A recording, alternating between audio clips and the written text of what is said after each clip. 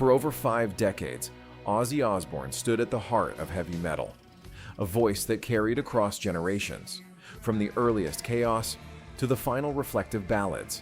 His presence brought power, emotion, and a shadowy beauty few could match.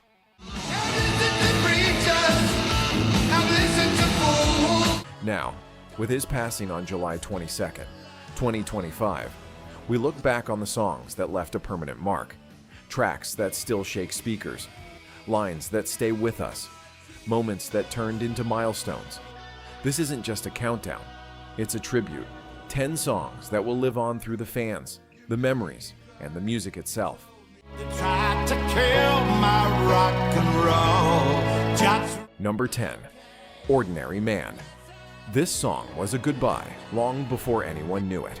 Released in January 2020, it was written after a series of health scares and public appearances that hinted at a slowing chapter.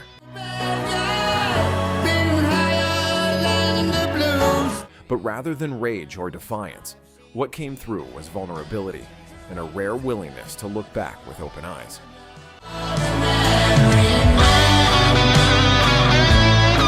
Elton John joined Ozzy on the track both vocally and on piano, making this a cross-generational moment of reflection between two legends who had nothing left to prove.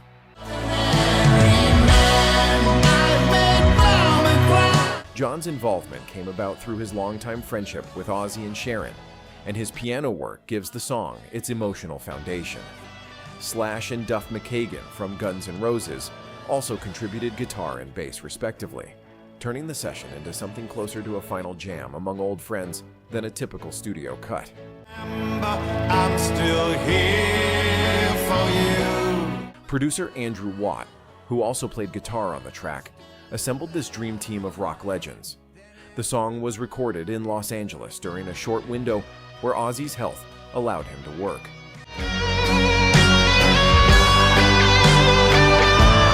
He had been battling Parkinson's disease, which he publicly revealed in January 2020, and had undergone multiple surgeries for injuries sustained in a fall.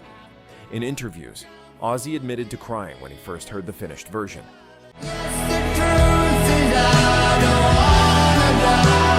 The lyrics, "I'm just an ordinary man," reflected his lifelong struggle with being seen as larger than life when he felt anything but inside.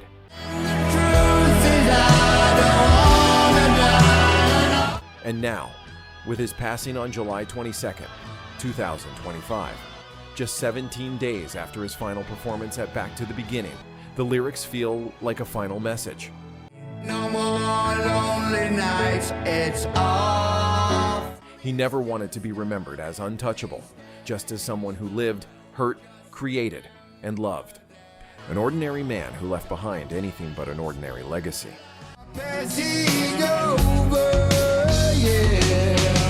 Number 9, See You on the Other Side. This one felt different from the start. Released from the Osmosis album in October 1995,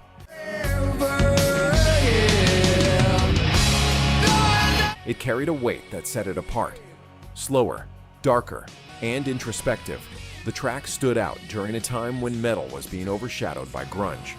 At a time when many metal acts were struggling to find relevance, this track didn't chase trends. It stood still and let the emotions speak. Voices. Themes of mortality, regret, and farewell gave it a haunting depth that hit longtime fans especially hard.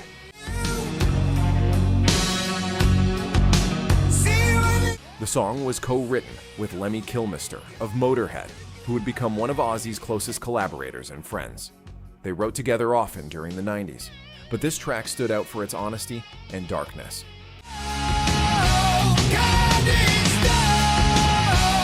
Lemmy's lyrics didn't roar. They lingered, contemplative, and heavy with meaning.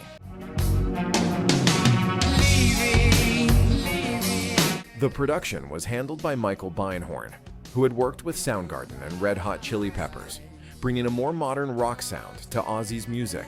Guitarist Zakk Wylde delivered some of his most restrained playing, letting the song's mood breathe, rather than overwhelming it with technical flourishes.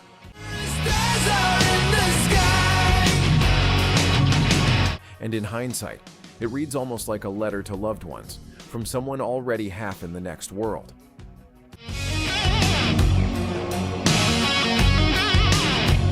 Lines like, "I guess I'll see you when I see you," carried a finality that fans didn't fully understand at the time, but now, after Ozzy's passing, feel prophetic.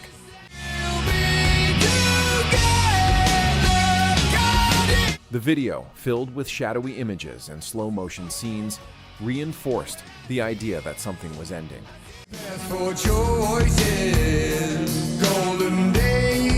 For many fans, this was the track that signaled a new chapter, not a reinvention, but a reckoning.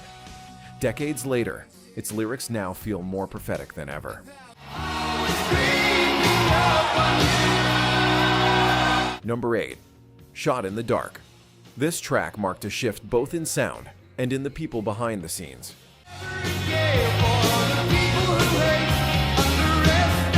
Released in February 1986, it became one of Ozzy's most commercially successful singles at the time, reaching number 10 on the mainstream rock chart and number 68 on the Billboard Hot 100.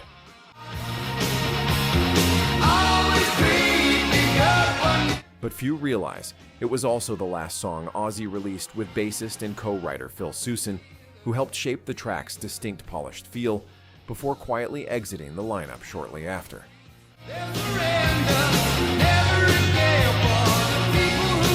The song was co-written by Ozzy and Soussan, marking a rare songwriting partnership for Ozzy outside his core collaborators.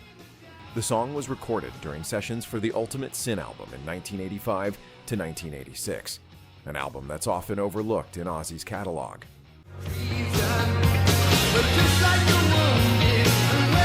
The album featured guitarist Jake E. Lee and was produced by Ron Nevison, and known for his work with Led Zeppelin and The Who. For years, the Ultimate Sin album was out of print, and this track was nowhere to be found on digital platforms. Rights disputes, label complications, and internal friction kept it buried for long stretches, despite its chart success and heavy rotation on MTV during the mid-'80s.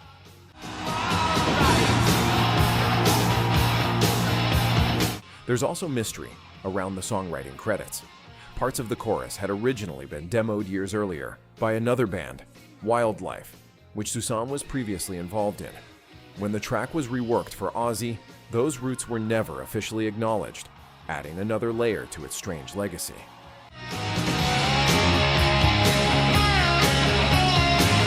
The music video featured Ozzy in a dark, shadowy setting with dramatic lighting, perfectly capturing the mid-'80s MTV aesthetic. Even so, the song became a fan favorite and remains one of Ozzy's strongest radio hits of the decade, proving his ability to adapt to the changing sounds of 80s rock.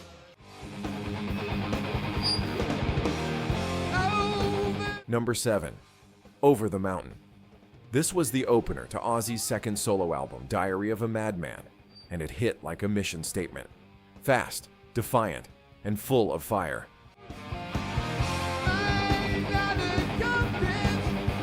The track reminded everyone that the chaos hadn't slowed him down.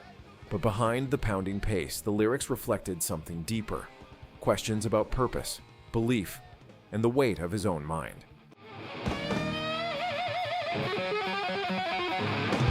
A theme that would quietly run through much of his career, especially during this period of intense personal struggle.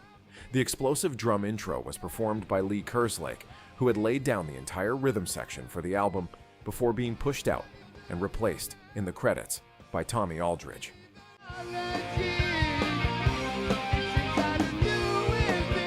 Legal battles over those sessions would drag on for decades, with Kerslake and bassist Bob Daisley eventually winning a settlement in 2002 and having their credits restored.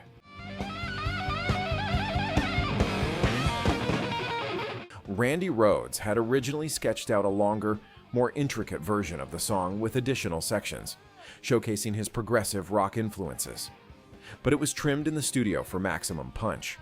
Producer Max Norman wanted a more direct, immediate impact for the album opener.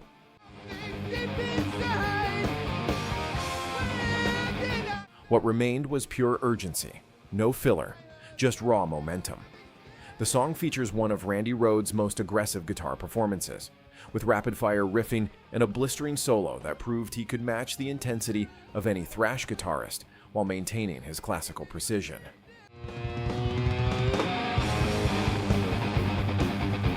Released in November 1981, Over the Mountain marked the start of what many consider the most intense album of Ozzy's solo years.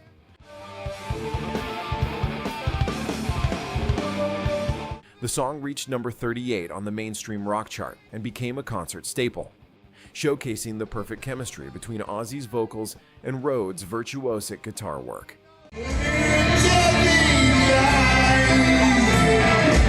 Number 6. Diary of a Madman.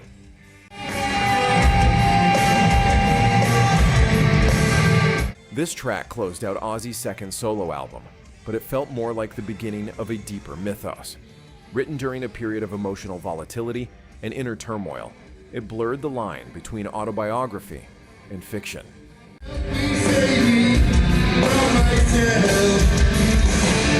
The lyrics tapped into mental instability, isolation, and fame-induced paranoia, themes that mirrored what Ozzy was experiencing behind closed doors at the time. The song's title became the name of the entire album, released in November 1981, just months after Blizzard of Oz.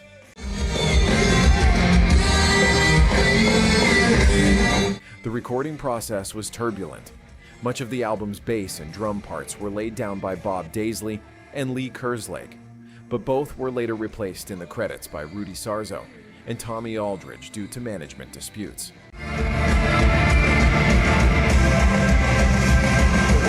Years of legal battles followed, leaving this song with a complex and sometimes painful legacy for those who originally played on it.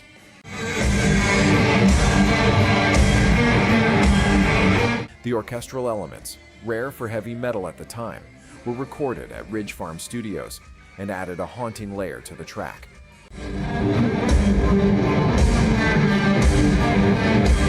These strings and keyboards gave the song an almost symphonic quality that set it apart from typical metal fare. Randy Rhoads, already becoming a legend in his own right, pushed the composition into something almost operatic. His guitar work throughout the album showcased his classical training, but Diary of a Madman specifically featured some of his most ambitious playing, complex time signatures, and layered harmonies that influenced progressive metal for decades to come.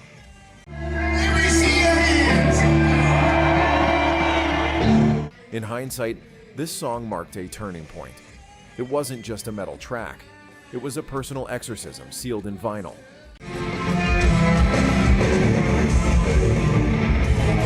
The song remains one of Ozzy's most ambitious compositions and a fan favorite, despite never being released as a single.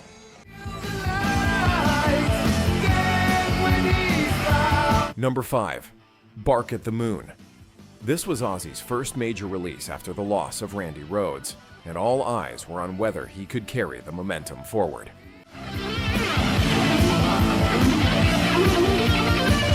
What fans didn't realize at the time was how much pressure surrounded the making of this track. Behind the scenes, tensions brewed over songwriting credits.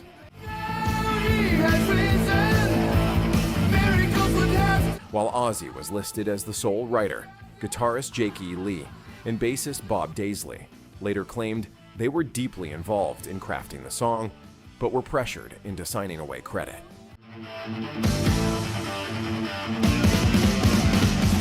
Legal battles over the song's authorship continued for years. It was also the first album recorded with Zakk Wylde, who brought a new style and energy to the project, all while navigating a band dynamic still grieving and searching for stability after Rhoads' death in the 1982 plane crash.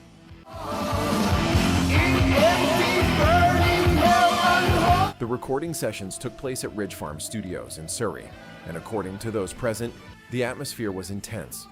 Ozzy was struggling with addiction, and the production schedule was chaotic at best.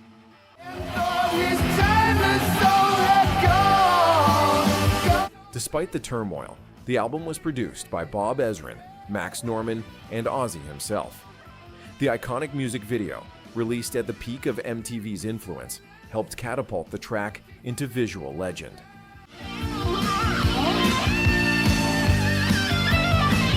Ozzy's transformation into a werewolf took hours of prosthetic makeup each day, created by makeup artist Rick Baker. The shoot became one of the most elaborate of his career. Released in November 1983,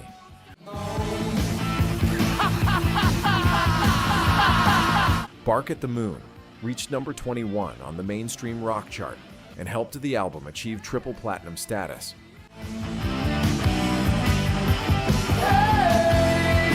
It wasn't just a comeback, it was a full-on theatrical statement that the Prince of Darkness wasn't going anywhere. The song became one of Ozzy's signature tracks for the rest of his career.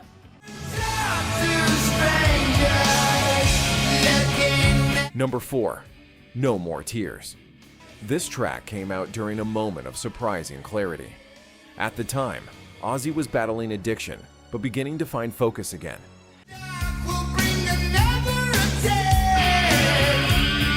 And that energy bled into the recording sessions for what would become one of his most ambitious albums. The title song wasn't even originally planned to be that long. As the story goes, the band, featuring Zakk Wylde on guitar, Randy Castillo on drums, and Bob Daisley on bass,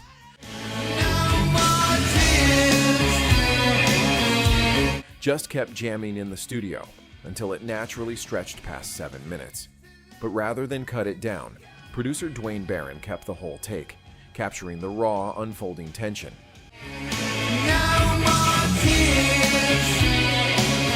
The haunting bass line that kicks it off came from Micah Inez, who wasn't yet a full member of the band. In fact, the line impressed Ozzy so much that he recommended Inez to Jerry Cantrell.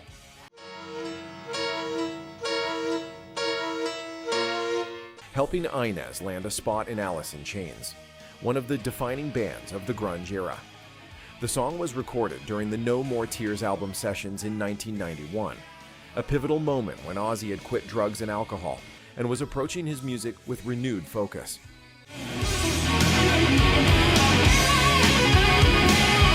The album became his most commercially successful of the 90s, achieving quadruple platinum status in the United States. The video, shot in a moody warehouse with surreal visuals and shadowy figures, matched the song's creeping atmosphere.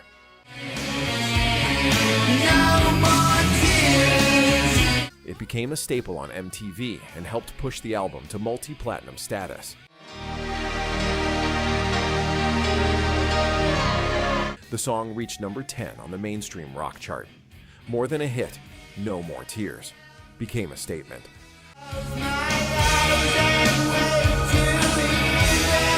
Proof that even after years of chaos, Ozzy still had full control of his legacy. It won a Grammy Award for Best Metal Performance in 1994.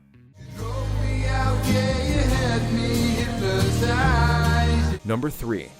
Mama, I'm Coming Home. This ballad caught many fans off guard, not because it was soft, but because it was so personal.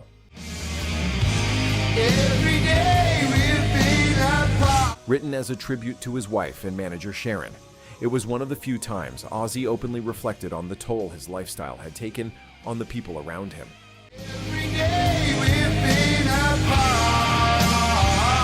The title was something he used to say to Sharon during long tours, and that simple phrase became the emotional core of the song, Mama, I'm Coming Home.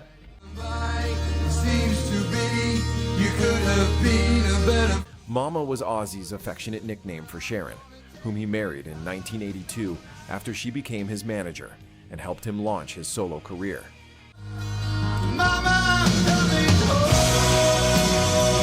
What few people know is that the lyrics were penned by Lemmy Kilmister of Motorhead, a close friend and one of the last people you'd expect to write something so tender.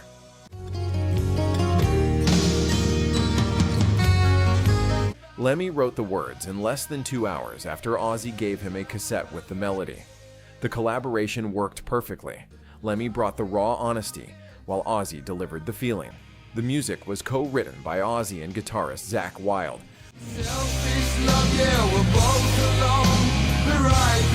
With Wylde's acoustic guitar work creating the song's gentle, emotional foundation. It was recorded at A&M Studios and Devonshire Studios in Los Angeles during the No More Tears sessions in 1991.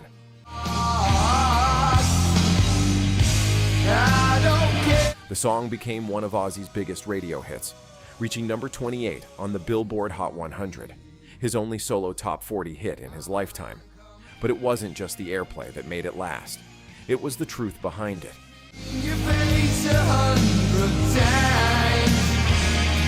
Years later, Ozzy would call it one of the most meaningful tracks he ever recorded. At his final performance at Back to the Beginning on July 5, 2025, this was the only non-Blizzard of Oz song he performed, making it his last tribute to Sharon. Number 2. Mr. Crowley. Named after the infamous British occultist Aleister Crowley, this track sparked immediate curiosity and controversy.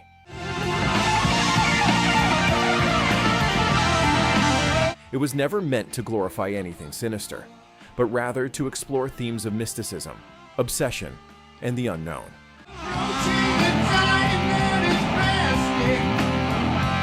At the time, Ozzy was fascinated by the way society feared what it didn't understand, and Crowley represented that fear perfectly.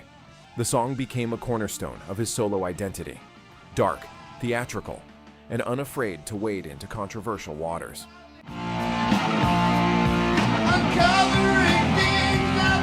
One of the song's most haunting elements, the eerie organ intro, was completely improvised by keyboardist Don Airey. According to interviews, he was told to play something spooky, sat down at the organ, and nailed it in one take.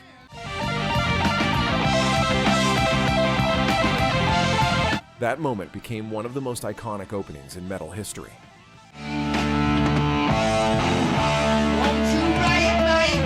The track was recorded during the same Blizzard of Oz sessions at Ridge Farm Studios in 1980.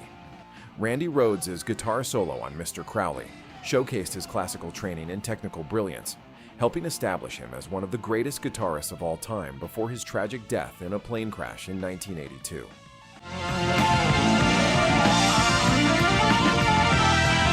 While most people remember the song for its theatrical vibe, it also played a huge role in solidifying Ozzy's solo image.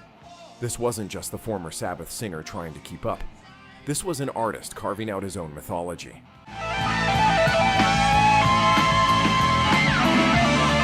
And decades later, the mystique around Mr. Crowley still hasn't faded. The song reached number 46 on the UK singles chart and remains a live staple throughout Ozzy's career.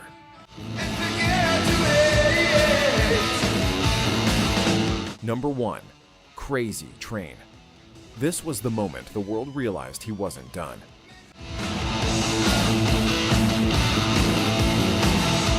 After parting ways with Black Sabbath in 1979, expectations were low, even from the industry itself. But with one explosive single, everything changed.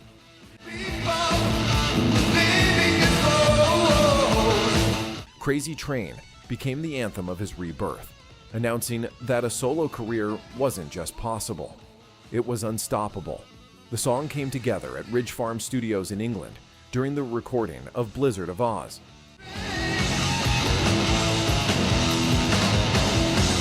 One of the most iconic elements, the now legendary opening riff, was created by Randy Rhoads while experimenting with harmonics and alternate scales in rehearsal.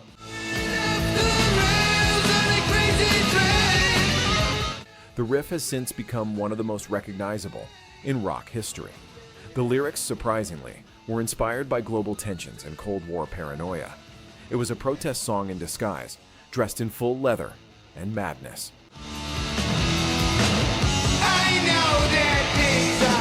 Bassist Bob Daisley wrote the lyrics, capturing Ozzy's concerns about the state of the world in 1980. What most fans don't know is that the laughter heard in the intro wasn't staged. It was captured during a real moment in the studio.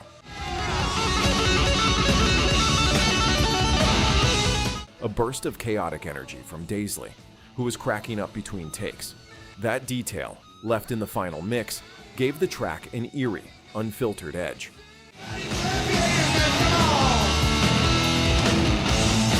Released in September 1980, Crazy Train peaked at number 106 on the Billboard Hot 100 initially, but after Ozzy's death, it climbed to number 39, becoming his highest charting solo single posthumously.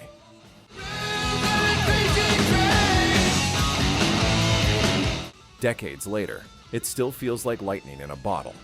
The song that proved the Prince of Darkness was just getting started.